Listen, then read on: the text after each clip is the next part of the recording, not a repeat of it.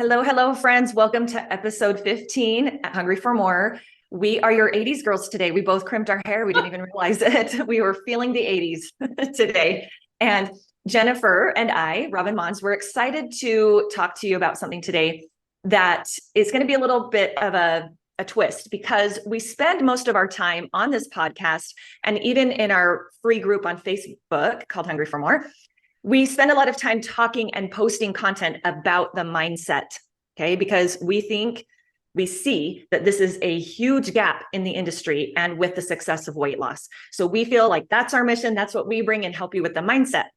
And the mindset is science-based. It's based on the three main hormones that are responsible for managing your weight. And the ghrelin, the one that tells you you're hungry, it's time to eat, and the leptin one, those are managed through mindset and being conscious and paying attention to the cues of your body. They're not about any sort of rules about what to eat and what not to eat. Now, insulin is the third one, and it does come with mindset, because as you stop overeating and you stop spiking your insulin by grabbing the things all day long, you're going to do insulin balancing work for sure. But there's another piece to insulin regulation that is very important, and that is the nutrition. So today we have a little visual for you even. So if you're watching on YouTube, you'll see this. If you're listening, you'll still get what we're talking about. So keep listening. And Jennifer is going to start us off with this visual of how these three hormones work. And we're so focused with weight loss about the do's and the don'ts and what I'm allowed and what I'm not allowed. We're going to talk today on how you can have this holistic, balanced nutrition in your life, but keeping these principles in mind that are going to make a difference on weight loss and maintenance. So yes. Jennifer. Absolutely. Thanks, Robin. Can you hear me okay? Yeah. Okay. I just hit my speaker way back, and excuse the paper cutters in the background. So I'd have room to do this. I had to move into my craft room. This is one of my favorite things to talk about, insulin. I love it. I have studied it. I have tested so many things on my body. And so when Robin and I joined forces, it was so great because I knew about ghrelin and leptin. I didn't necessarily know how to teach them in depth to people, but insulin is my baby. And so I love this one. And with this visual, we're going to cover all three of the hormones that are so important for weight management. So I want you to picture with me that you are super hungry, like your ghrelin is letting you know it is time to eat. And maybe you're really hungry. Maybe you're just like, yeah, it's time to eat, but you happen to be going to a Mexican restaurant. Now I'm using a Mexican restaurant because it's one of my favorite foods, and I love it. But for so many years, I would avoid it because I felt like if I went there, I couldn't eat the chips, and I would just sit there in suffering silence as everybody ate the chips. Now I do like the chips, and I do have other hacks that I do personally because I like them at the restaurant. But we're going to use probably what's typical for most people. Sorry if I generalize you all in that category, but I'm speaking from my heart and hoping you can relate. So when I go into this restaurant, my husband and me, we sit down, and what's the very first thing they do? Robin, when you go, what do they do? Chips and salsa on the table. And salsa. If you're lucky, you get guac, maybe some queso. I mean, like tortilla chips. Come on, guys. They're my favorite thing in the world. So my husband, without thinking, used to just say, Diet Coke, please, with that, right? Like it was just conditioned. When we went out to eat, he'd grab his soda. First of all, I'm not saying having these things or not having them are bad. So this is just more about teaching you a principle here. So we start eating. So we're going to pretend like this rice here is the chips. Good thing I have a tray under this. I couldn't find my funnel. And, we order our food. So we've eaten about that many chips. Then they come and take our order and bring another bowl of chips, because by now we've already finished the first bowl. And I'm not feeling full right now. Like my leptin hasn't kicked in and said, yeah, you're full, stop. But I've ordered my food. For me, I'll just tell you, it's usually like fajitas. Like I like the vegetables and the chicken or the steak. So while I'm waiting, in goes some more. And we'll just say, I'll add a little bit more of that. You guys, I'm really go overboard. They used to call me Chippy Monster. I'm not kidding. We've talked about that in past podcasts where chips were like flailing out of my mouth. Okay. I could totally see that. Real quick, the jar is representing your stomach. Is that correct? Correct. Yeah. Okay. Stomach, body, whatever you want it to be. We'll say stomach. So now the other, usually what comes out with your food is you have some rice. You have beans, which all are great, and they have nutrients in it, but it's not the heart, right? It's not the healthy proteins. It's not the fat. But a lot of times people will eat those first. They're easy grab. They're quick. their carb, and they just start piling it in. And in between those bites, we're grabbing some more chips, having a few more drinks of our drink, and our tummy is getting full. Now, I wish this were live so I could be like, raise your hand if by the time the meal gets there, you're already feeling satisfied. Because what I do is I eat the chips and then I'm like, oh, I better wait. My meal's going to come out in a minute. And in that 3 to 5 minutes when I'm waiting before my meal arrives, I'm like, leptin kicks in and says, you're full. You don't need food. You're full. You've done what you needed. And all I've had is basically zero nutrition whatsoever, right? So let's pretend these are our nutrient food. Now, you could go, well, I ordered my dinner, so I'm going to eat some of it and I'll take the rest home. And you start piling it in. And after 2 or 3 bites, you're like, now I'm really full. And you keep going. And there's just what you're there for is really the entree that you were excited about, right? That's the nutrient laden food right here. And which is what? For me, it's your healthy fats, your healthy proteins, your vegetables, all of that stuff, right? And sometimes like you'll go to a restaurant and you're getting a side salad first, but a lot of times it's accompanied with bread, which is not nutrient dense. And so you got to kind of pick and choose that. So what happens when you overflow like this is, one, most of the food you've just eaten is insulin spiking, which is not necessarily a problem. You can still enjoy those foods. And I'm going to show you how in just a minute. But you've gotten none of the meat of the meal. You've gotten none of the stuff that matters. And all this excess that overflows, guess what happens to it? It's extra on your body. And that is what gets stored as fat on your body. It also prevents your body from it, like it can't work to burn all the extra because it's working on everything else. So do you have anything else to say to this, Robin, before I move on? Just I love that visual, and that anything above the jar shows us eating past our fullness level. That's the only thing I wanted to really point out. So even though you're onto the healthier things, right? You're like, oh, I got to get these vegetables in. I got to make sure I get good protein. If you've already filled up the jar that much, no matter how great and nutrient dense the food is, now we're overeating, and now our leptin is getting dysregulated, as well as more of the insulin spiking. Right. And it could be this stuff that you get at the end could be the healthiest, most amazing food in the world, and it's still too much. You've overburdened your body, and your insulin just goes, seriously?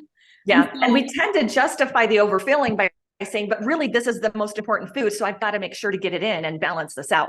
So it's an important point to show how we're still overeating at that point, even if it's the nutritious foods. Right. So let me show you something else, because this is a way I can go to my Mexican food restaurant and I can enjoy everything. And I have a few hacks. I don't really like to talk about foods on here because I'm not trying to tell you the do's and don'ts of what you can't eat, but there is a method that I do that works for me. So when I go into the restaurant, they will typically bring chips and salsa, always. I'm a water drinker anyway, so I drink water. If you want your soda and you get your soda, that's fine. Just don't fill up on it. Really pay attention to your body. Maybe say, hey, will you bring soda with my dinner? And drink your water first. I love, that's like love, capital Love, tortilla chips. I go to specific restaurants based on their chips, not the main food, because I know I'll find the main food, but I love chips. And I had to find a way where they work in my life where I didn't waddle out of a restaurant, where I didn't feel sick, where I didn't have to unbutton that top button. And the way I did it was by listening to my body and putting my nutrients first. So I'm still waiting till I'm hungry. I go in, they set the tortilla chips down, or on the way to the table, I could say, will you hold the tortilla chips till my dinner comes? Or sometimes I go into restaurants and I say, hey, can you slice me up a cucumber? I'm going to dip that in my guacamole. Now, mind you, this is not diet related. It has nothing to do with calories, carbs, or any of that. It has to do with if I'm hungry and I feel like I need to start eating, I'm going to start putting nutrients in my body. So it's my salad essentially, right? Like cucumbers and guac. So I love doing that. Or I just say, hold the chips till dinner comes. So what happens is dinner comes. Now I have room for the nutrients, right? Like I can get those fajitas. I have them with, I have a fajita salad. I love salads. It's also not a diet thing. I'm just a huge salad eater because it's a way that I can pack a lot of vegetables in. Yeah. And I load that up with nutrients. Then I go, okay, now I want to have some chips. So I start eating the chips. Well, because my body is already full of the nutrient dense food. Oh, good thing I put a tray under them. Because my body is already full of the nutrient dense food, I'm not eating 12 scoops of chips. I maybe am having a little small handful and I'm like, I'm satisfied. Like I feel good. But let's say I go to my really favorite Mexican restaurant and they have my chocolate cinnamon cake or they have my butter cake. Can I have that, Robin? Yes, of course. I have to leave room for it. So it's not overfilling my jar till I'm full, so full that when the dessert comes, now when I eat it, it's overflowing. It's leaving a little room. Most people are satisfied after 1 or 2 bites. Like it's just a little treat. And if you want it, you can have it, but you have to allow room for that. And then you walk out of the restaurant, you've eaten all the same foods, but you've eaten your nutrients first. Your body is happy. And another thing that happens with your insulin, when you eat your proteins, your healthy fats, your healthy vegetables first, it completely changes the impact it has on your insulin. I could eat the exact same amount of food and change the order I eat it in, and my insulin will not spike. And so when you eat the nutrient-dense food first, one, you're feeling full off of nutritious foods, which will satiate you longer. It will keep you full longer, and it will not spike your insulin. So I'm hoping this visual helps and shows you that, yes, I can have it. The simple hack is really no hack at all. It's just save the things that are not nutrient dense and eat them last, while at the same time listening to your body and stopping when you're full. Yes, I love that. Do you have the other jar that you could put them side by side, or did you pour? Okay. Oh, but I put the orange balls in here because I had lots. Oh yeah, that's fine. So yeah, imagining the orange, the 3, how many fit in there without overflowing? 2? The third one was 2. The third one overflowed. This one has 8. This one has 8. This is such a great visual. But all the same colors, you guys. You still get all the different foods that you want. And you walk out of the restaurant feeling good, feeling satisfied. I am going on a 9-day cruise next week. And this is exactly how I will live my life. I will order my food. I will eat it in the right order. When that chocolate volcano cake is on the menu, I'll see how I feel. And if I want to order it, I will, but it will be at the end of my meal and it'll probably be a couple bites because I'm already satisfied. And it's just part of having that pleasure on the cruise. Right. Now, I know some of you are thinking, are you guys saying that dessert, you should only ever have a couple bites? We're never here to tell you guys those things. It's just when you reserve it and you're being mindful while you're eating, knowing, okay, I know I'm going to have that lava cake. You're gauging your fullness levels to make room for it. And many times our fullness levels, a few bites in, go, thank you, that was amazing. So if you know you're going to want the full thing, then you're going to save that amount of room for that. But the real commitment here is to listening to the body cue and to really honoring when the body says enough, that we stop, right? Well, and it takes away from that. I mean, you guys, I used to be in restaurants with friends, with my husband, whatever, and be like, I hope my dinner gets here soon. I hope my dinner gets here soon, because I just sit there feeling like I can't have it. I can't have it. And it changes it from, yes, I can't have it to, oh, I can totally have it if I want it, but I'm going to eat it at the end because I want to eat my food first. Yes, big difference. So yes, avoiding the restaurants that have those things because you don't trust yourself. That was my thing. Or going and just being like, I got to be real strong and I'm going to sit here and feel deprived while everyone's enjoying this. Now, here's the other thing. You hear us say a lot, like, if you want it, here's the truth, you guys. When you stop depriving yourself of those things, like when you're in deprivation mode and you go to the restaurant, you always want it, even though you're telling yourself you can't. The desire and all that climbs up. But when you say, you know, if it's important to me and I want it, when it's time to go, I'm going to figure out a way to allow for it, just like we showed you guys. When you go without that deprivation and in that sense of allowance, you get to be honest with yourself too, and that you're not always going to be in the mood for it. Right. And that's the beauty of it. And I know you're thinking there's never going to be a day that I'm not in the mood for blank, whatever the food is. And I used to think the same thing. But when you live in this place where you're not swinging from over deprivation and then swinging to overdoing it, and you walk that middle way, like we've talked about, there are many times for whatever reason, you may not be in the mood for that food. And just because it's allowed, you're not like, well, I allow for it, so I'm going to go for it. That's still diet mentality. Yeah. The conscious eating mentality to us is be in tune with your body and meet those needs. And if the body's like, just really not feeling it on the chips today, then it's so much easier to say no for that reason versus I can't have the chips today, so I'm not going to have any. Totally different energy you experience inside. So have fun with that too, where it's fun for our clients to be like, and then there was this thing there and I just didn't feel like it. And it was no big deal because I knew the next time if I wanted it, I could, or the next thing that comes up. So yeah, that's great. Thank you for that visual. So good, you guys. It's the same foods. It's again, not about living at a sustainable weight your whole life and even the way there by weight loss. it's not about what you cancel and over restrict and take out. It's about how you work with it. And it's driven by those three main hormones: ghrelin, leptin, insulin. So much of those three is the mindset about noticing the difference between the body and the mind, and then the insulin. Yeah. With- And I'm going to add one more thing in, when we Yeah. talk in general about, eat, if that's a food you want, then eat it.